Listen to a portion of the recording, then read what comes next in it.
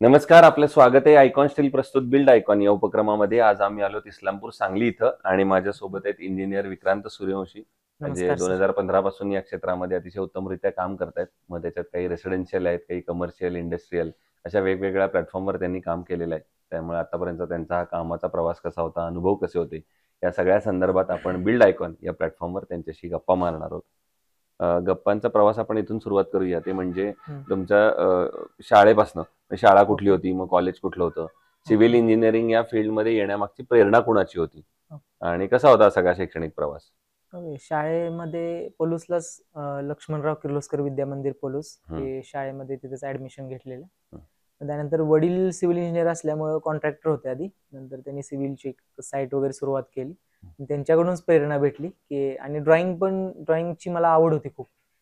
त्यामुळे कन्स्ट्रक्शनचे असोत किंवा प्लॅन किंवा मेकॅनिकलचे पार्ट्सचे ड्रॉइंग्स वगैरे लहानपणापासून मी बनवायचो. त्यामुळे त्या आवडमुळे मी सिव्हिलला ऍडमिशन घेतलं. हम्म. त्याच्यातून मी सिव्हिल इंजिनिअरिंग कम्प्लीट केलेलं आहे. ओके. पण तुम्ही आता म्हणालात की ड्रॉइंगची आवड होती, तर हम्म. मग जेव्हा फील्ड निवडायची वेळ आली तेव्हा आर्किटेक्ट का सिव्हिल असा प्रश्न नाही पडला का?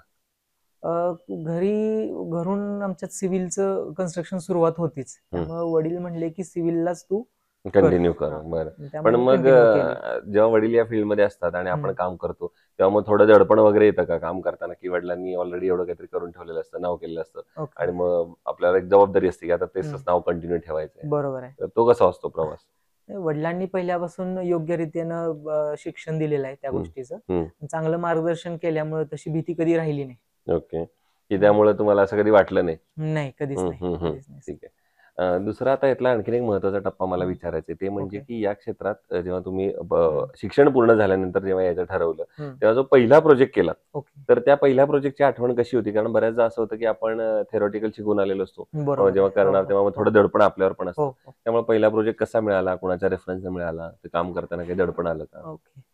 कॉलेज कंप्लीट झाल्यानंतर 3 महिने थोडं रिलॅक्सच होतो. हं, आणि त्यानंतर वडिलांचेच एक मित्र होते. हं. त्यांच्या प्रोजेक्ट सुरुवात करायची होती. विथ मटेरियल साईट होती ओके. आणि कमी जागेमध्ये होती. आणि माझ्या जीवनामध्ये असं झालं कन्स्ट्रक्शन कंप्लीट झाल्यानंतर शिक्षण कंप्लीट झाल्यानंतर ही सगळी कामं अडचणीतली झाली. अच्छा. म्हणजे खूप अडचणीतले साईट सगळ्या आल्या सुरुवातीला आणि त्यातून मी खरं तर परफेक्ट होत गेलो. वाह! अडचणीमध्ये कसं काम करायचं, कसं हं, वेळ द्यायचं, कामगारांना कसं मॅनेज करायचं, हं, ह्या सगळ्या गोष्टी अडचणीतल्या कामांमुळे मला त्या समजत गेल्या. हं. पण पहिला प्रोजेक्ट त्यांच्या वडिलांचेच एक मित्र होते. त्यांचाच विथ मटेरियल प्रोजेक्ट 2,500 स्क्वेअर फूटचा होता.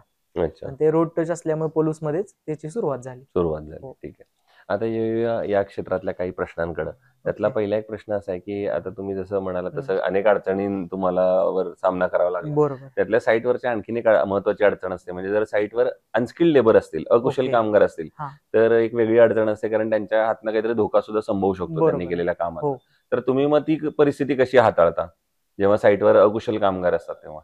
असं जर कधी प्रदर्शनीत आलं की अकुशल कामगार आहेत, त्यांना एवढं समजत नाही, तर थोडा मी जास्त वेळ देतो त्या साईटवर. जास्त वेळ देऊन प्रत्येकाला समजून सांगतो हं, किंवा मेजरमेंट्स असतील किंवा पॉइंट्स असतील जे काय असतील ते त्यांना समजून सांगतो आणि त्या ठिकाणी लेवल घेतो, हं, हं. त्यांच्याकडे बघतो बरं, आणि ते सगळे पॉइंट्स मी नोट करून त्यांना देतो. त्यामुळे बरं. ते कोणती साईटवर तशी कधी अडचण आलेली नाहीये. हं, हं, हं. दुसरं हम्म. ह्याच्यातला आणखीन एक प्रॉब्लेम असा नाही म्हणता येणार, पण त्याच्यात हम्म. आणखीन एक असतं, की बऱ्याचदा रेसिडेन्शियल साईट करताना त्या ओके. कस्टमरचं असं म्हणणं असतं, की आमचं हम्म. बजेट थोडं कमी आहे ओके. आणि एवढ्याच बजेटमध्ये आता हे घर करून द्या. बरोबर आहे. आणि एक सिव्हिल इंजिनियर म्हणून तुम्हाला वाटत असतं, की आपण एक दर्जेदार घर करावं. हम्म. तर हम्म. अशा वेळेला बजेट आणि दर्जा या हम्म. दोन्हीचा समतोल मग तुम्ही कसा साधता? मी तर कम्प्लीट एक्सप्लेन करतो की टेक्निकल काम करणं काही गरजेचं आहे हं, आणि कशा पद्धतीने केलं पाहिजे. आरसीसी डिझाईनचा इफेक्ट काय असतो बिल्डिंग वरती आणि विदाउट आरसीसी डिझाईन काम केलं तर खर्च कसा वाढतो, कसा कमी होतो हं, किंवा हं. टेक्निकली काही चुका होतात विदाउट आरसीसी डिझाईन. तर ह्या गोष्टी मी मेन्शन करतो. त्यामुळं समोरच्याला पटवून देतो की आपल्याला खर्च करणं गरजेचं आहे. टेक्निकली जेवढा खर्च कन्स्ट्रक्शनला करणं गरजेचं आहे तो हं, केलाच पाहिजे हं. आणि ते करूनच आपण पुढे जाऊया. ते मी बरोबर. कस्टमरला कन्व्हिन्स करण्याचा प्रयत्न करतो. ओके. मग हम्म. त्याच्यामुळे नंतर काही अडचणी येत नाहीत. नाही येत, नाही येत. मग हो. पुढचा एक प्रश्न असा थोडा हम्म. वेगळा आहे. तो म्हणजे सांगली जिल्ह्याच्या विकासाचं व्हिजन एक ओके. सिव्हिल इंजिनियर म्हणून जर तुम्हाला विचारलं, हम्म. तर तुमच्या डोळ्यासमोर कुठले मुद्दे येतात? म्हणजे कुठली क्षेत्र येतात असं मी म्हणेन, की ज्या क्षेत्रांवर, ज्या सेक्टरवर आता काम करण्याची गरज आहे, जर हम्म. सांगलीचा एक सर्वांगीण विकास आपल्या येणाऱ्या 10-15 वर्षात आपल्याला करायचा असेल तर? ओके. सांगलीमध्ये सांगली असो किंवा कॉमन पण आहे हम्म. की आपल्याला ऍग्रिकल्चर पार्ट थोडं जास्त डेव्हलप करणं गरजेचं आहे. हम्म. हम्म. आणि त्याच्या शेवट पुढं अडचणी बऱ्याच आहेत. हम्म. पण फक्त कन्स्ट्रक्शन किंवा सायन्स इतर गोष्टींनी काही अडचणी निर्माण होणार आहेत, त्या ऍग्रिकल्चरनं कमी होणार आहेत. ऍग्रिकल्चर पार्ट वाढला पाहिजे सगळीकडे, ती डेव्हलपमेंट खूप गरजेची आहे आता सध्या. ओके. तुम्ही म्हणलं तसं त्याप्रमाणे कृषी हा सगळ्याचा पाया आहे हो आपल्या अर्थव्यवस्थेचा हो सुद्धा. हो. तर मग अशा वेळेला तो कृषी किंवा ऍग्रिकल्चर झोनला अजून थोडंसं मोटिवेट करण्यासाठी हम्म. सरकारनं काय पावलं उचलली पाहिजेत असं तुम्हाला वाटतं? सरकारने मदत केली पाहिजे बरोबर असं आहे. वाटतं. हा, पण म्हणजे कशा प्रकारे, जसं नाही. आता हा पण इकडचा जो बेल्ट आहे तर ओके. माझ्या ते द्राक्षासाठी फार फेमस आहे, तर हम्म, त्या हम्म. शेतकऱ्यांसाठी काही पर्टिक्युलरली जसं आपला कोल्ड स्टोरेजचा झोन आहे, म्हणजे एक सिव्हिल इंजिनियर म्हणून तुम्हाला बरोबर. हा विचारतो की कोल्ड स्टोरेज असतील, प्रोसेसिंग युनिट असतील, तर त्याच्या बरोबर. उभारणीमध्ये काही असं हम्म. असं काही तुमच्याकडे थॉट्स किंवा आयडिया? गव्हर्नमेंट सध्या तसं मदत करतच आहे. कोल्ड स्टोरेज असतील किंवा हम्म. असे काही जे प्रोजेक्ट आहेत त्याला गव्हर्नमेंट सबसिडी पण देतच आहे. बरोबर. त्याच्यामध्ये शेतकऱ्यांनी किंवा आम्ही सुद्धा ते लक्ष देऊन त्या गोष्टींमध्ये बिझनेसमध्ये किंवा फॉलो केलं पाहिजे. त्या गोष्टी आम्ही अंमलात आणल्या पाहिजेत. आम्ही घाबरतोय किंवा पाठीमागं सरकतोय त्यामुळे ते होत नाहीये. सरकार पण तशी मदत करत आहे, नाही असं पण नाहीये. दुसरा आता असा प्रश्न आहे की आतापर्यंत काम केलेल्या प्रोजेक्ट मधले एखादा आयकॉनिक प्रोजेक्ट सांगता येईल का, की जो करताना एक वेगळा आनंद, समाधान होतं, अभिमान होता? ओके. पुणे जिल्ह्यामध्ये पिरंगुट भागामध्ये इंडस्ट्रियल प्रोजेक्ट होता 3,300 स्क्वेअर फूटचा. अच्छा. तो कसा होता की त्याची एक विड्थ होती 100 फूट, 100 फूट एक विड्थ होती. तर ती जुनी बिल्डिंग, त्यांची एक्झिस्टिंग बिल्डिंग प्लस नवीन बिल्डिंग हे दोन्हीचा जॉईंट करायचा होता. अच्छा. तो जॉईंट होता पूर्ण 100 फूट लेंथचा. आणि सरांची रिक्वायरमेंट कशी होती की तो अजिबात तिथे लिकेज पण नाही झाला पाहिजे. आणि रिक्वायरमेंट अशी होती की त्यात जो म्हणजे त्याची विड्थ होती 33 फूट बाय 100 फूट. तर त्या 33 फूट मध्ये त्यांना कुठेही कॉलम नको होता. एक्झिस्टिंगला एंट्रीला 0 पॉईंटलाच पाहिजे होता, मध्ये कुठंच नको होता. तर त्यासाठी आम्ही आरसी डिझायनरशी डिस्कस करून आम्ही एक असा प्लॅन बनवला की एक्झिस्टिंग बिल्डिंग पासून 5 फुटावर एक कॉलम घेतले, आम्ही एक लाईन घेतली अप टू प्लिंथ लेवल. आणि त्यानंतर इकडचे नवीन कॉलम आणि त्याच्यापासून एक्झिस्टिंग कॉलम पर्यंत बीम घेतला, जो आरसी डिझाईन प्रमाणेच घेतला. आणि त्याच्या बीम मधून आम्ही कॉलम एक्सट्रूड केला. आणि तो कॉलम पण अशा लेवलला घेतला की एक्झिस्टिंग बिल्डिंगचे जे कॉलम होते बरोबर त्याच लेवलला हा कॉलम घेतला. त्यामुळं त्याचं प्लास्टर वगैरे झाल्यानंतर तो एकच कॉलम झाला.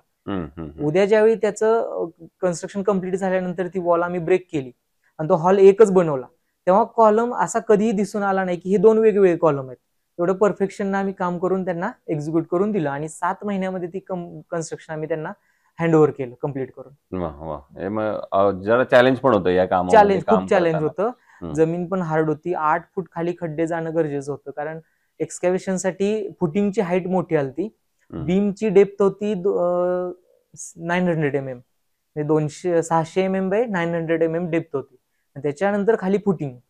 आणि जमीन तिथली हार्ड असल्यामुळे डोंगर भागातच होतं ना ते, हिल स्टेशनला असल्यामुळे जमीन हार्ड होती. त्यामुळे खाली जायलाही आम्हाला 1 महिना, तर 7 महिन्यातले 1 महिना आमचा फक्त एक्सकॅव्हेशनलाच गेलेला. त्यामुळे थोडासा वेळ झाला, पण काम आम्ही त्यांना परफेक्ट आणि एकदम जॉईंट्स वगैरे परफेक्ट करून दिलेले आहेत. बरोबर. दुसरं, कन्स्ट्रक्शन मध्ये जेव्हा स्टील निवडायची वेळ येते तेव्हा तुम्ही काय पॅरामीटर्स बघता किंवा काय गुणवैशिष्ट्य सांगाल आणि मग तुम्ही ठरवता की हे स्टील आपण घेतलं पाहिजे? ओके. बेंडिंग मोमेंट योग्य असणं गरजेचं आहे त्याच्यामध्ये, कारण काही स्टील आम्ही बघितलेले आहेत लोकलचे, जसं की एक आहे पुष्पा स्टील म्हणून मी ऐकलेलं. तर ते बेंड आम्ही स्टील स्ट्रेट करून बघितला तर त्याची बेंड स्ट्रेट होतच नव्हता. त्याच्यामध्ये ती गुटी राहतच होती. कितीही प्रयत्न केला तरी ते काय निघला नाही आम्हाला.